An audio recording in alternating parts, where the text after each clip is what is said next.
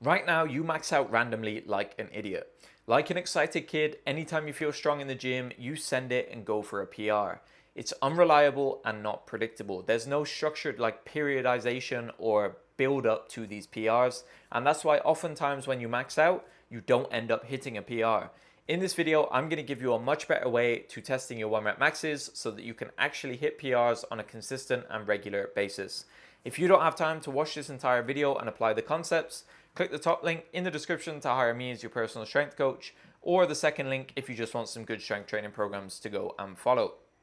So, if you're anything like me a few years ago, you probably just max out pretty randomly whenever you feel like it. You go in the gym one day and warm ups are moving fast, so you're like, okay, I'm just going to send it and max out.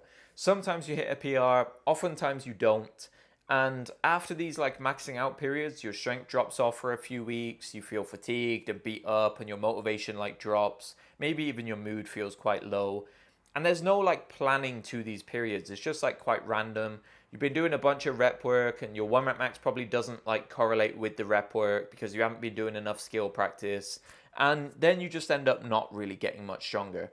So this is a terrible approach. And let me give you a bit of an analogy, if I can speak, to kind of illustrate this process. So I like to use the analogy of saving to buy a house or a car. So let's say you need to save up like £10,000 to buy your dream car, for example. So you open up a savings account, and over a few weeks you save up maybe like £500, £1,000. Then you see a nice pair of shoes that you want to buy, and you're like, all right, fuck it, I'm going to buy the shoes, and you reset your account to zero. Then you start this process over again, you save up some money, and you get to like £4,000. So you've made quite a bit of progress. And then you want a holiday. So you go and buy a holiday with your partner and you reset your account to zero again. 6 months has passed and you've made no progress towards saving for that car. You feel depressed, deflated with your progress. And this is exactly the same as your strength training. Too many of you are training for a few weeks and then trying to cash out and get a PR. Or then you train for a few months and you try and cash out and get a PR.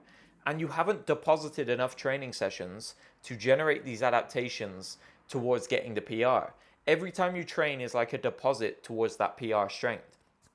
Too many of you want the instant dopamine hit of cashing out for the PR on a regular basis when you haven't deposited enough. To get really, really strong, you need to deposit literally like hundreds of training sessions over months and months in this build up to this PR. Then you can finally cash out. But we need some kind of like structure or planning to our savings so that we can actually hit a big PR, okay? And that's where periodization or organizing your training blocks comes in. So let me completely like revamp your approach to testing your 1 rep maxes and give you a much better way. So instead of your current approach, the way I would do it is like this. First things first, I want you to find your time to peak. Now let's keep it super simple. Time to peak basically means how many weeks of training do we need in order to hit like a peak in performance. And to illustrate that, let's just say, using myself as an example, my time to peak is 5 weeks. So week 1 of my block, I start light. Every week I add weight slowly until I get to week 5. Week 5 is my strongest week, the week where I'm lifting heaviest. Then week 6, I drop off a little bit, things feel harder. Week 7, it drops off again, okay? So for you to find your time to peak, all you need to do is write up 1 week of training and basically keep running it until you can no longer put weight on the bar. For most of you, that's going to be between like 4 and 6 weeks. So let's say for the first 4 weeks, you can add weight to the bar. Then on week 5, it feels much heavier. Week 6, it feels much heavier. So we would say that your time to peak is 4 weeks. So we're going to run blocks of 4 weeks. So block 1 is 4 weeks, 4 weeks, 4 weeks, okay? Now, once you know your time to peak, we basically just need to run blocks that align with that. So we would stack multiple 4-week blocks on top of each other. Now, for this example, for most of you watching, we're going to use 3 blocks as the period that it takes to save up for a PR, okay? So basically what that means, we're going to aim to test your 1 rep max at the end of block 3. So basically what this means is we've got 3 different training blocks, each 4 weeks in length. So it's going to be a 12-week cycle. And the PR testing is going to come at the end of block 3. Now, the way you set this up is we're going to build the blocks in intensity on top of each other, okay? So block 1, we might end with like an RPE 7 to 7.5. Block 2, we might end with an RPE 8 to 8.5. Block 3, we might end with an RPE 9 to 10. And I'm going to put some examples on screen to kind of illustrate that process. And basically, we're taking this step model approach where things build up in intensity, drops again, starts over, builds up in intensity a little bit higher than the last time, drops again. And then the third block is going to build up to a peak where we're going to be testing that 1 rep max. You don't have to test the 1 rep max at the end of block 3. If you don't feel like it's there, just hit a single at RPE 9 and then start this cycle over again from block 1, and then we'll take this step model approach again, okay? So then we basically, once we've done the 1 rep max testing or we've finished the cycle, we start over and we repeat this process. As you become more and more trained, more experienced, you might need to extend this time frame. So for myself, for example, it probably is going to take me a little bit more than 3 blocks to hit a PR. It might take 4 blocks, it might even take 5. But you're going to start to realize that and build up a picture of how much you need to kind of deposit in order to hit a PR. For some of you, you might be able to PR each block if you're newer to the gym. For those of you who have been training for longer, it might be 3 blocks, 4 blocks, or 5 blocks, okay? And if you're kind of confused about how to find time to peak and implement this, again, top link in the description, I'll do it for you, or second link if you just want some good programs to go and follow.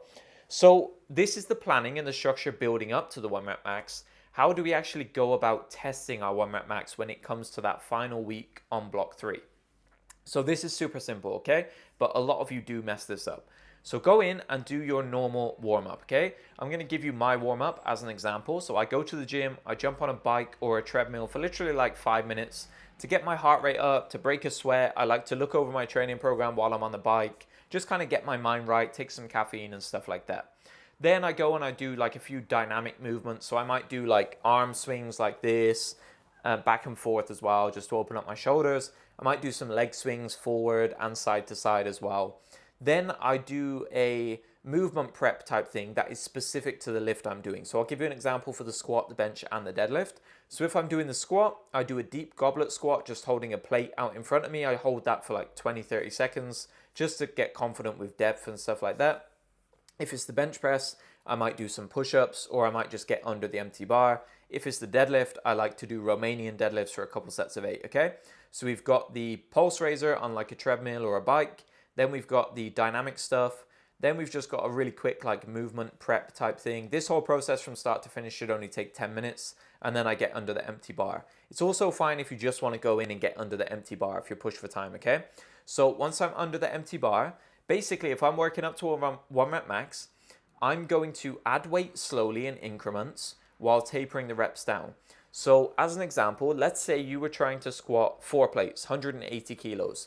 Your warm-up might look something like this. And I'll put the example on screen, but we might do 60 kilos for 5 reps. We might do 80 kilos for 3 reps, 100 kilos for 2 reps, 120 for 1, 140 for 1, 160 for 1, and then we'd go 180 kilos, right? And basically an important part here is we want this last warm-up to be close enough to our like top end strength that it kind of tells us where our strength is for the day. So 160 is probably close enough to 180 that it tells us whether it's there or not, because we don't want to just blindly go in and make like a huge jump from 140 to 180 and fail the rep. We want the warm-up to be close enough where it's like, okay, this is like pretty certain that I'm going to hit 180 so I can make the jump confidently, okay? And you might want to go even closer at like 170 kilos, but that's how I would do it. Slowly add weight, taper the reps down, and then you can test. Obviously, it's a bit different if you're competing, like if you're at like an actual powerlifting meet. And the way I would do that is I would open with like a single RPE 7.5 to 8. So basically a weight that you could probably do for like 3 reps total. Then on the second attempt, I would do a single like an RPE like 8.5 to 9, 8 to 9, somewhere in that range. Then the third attempt, obviously we're going to go for like an RPE 10 single to try and hit a PR.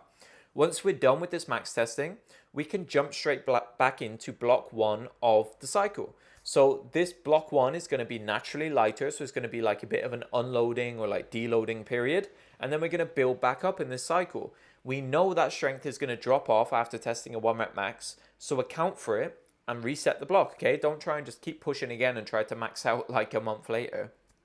Account for it. So hopefully this gives you a better idea of how to actually periodize and plan your blocks up to a 1 RM and how to actually test the 1 rep max, okay? Thank you so much for watching this video. I hope that you found it helpful. I hope that it helps you to actually like max out and hit some PRs in the gym. If you would like other videos on strength training, I've got one right here on how you can improve your strength training for better results in the gym. If you have any questions, comments, and stuff like that, post them in the comment section down below. And until next time, I'll catch you in the next video.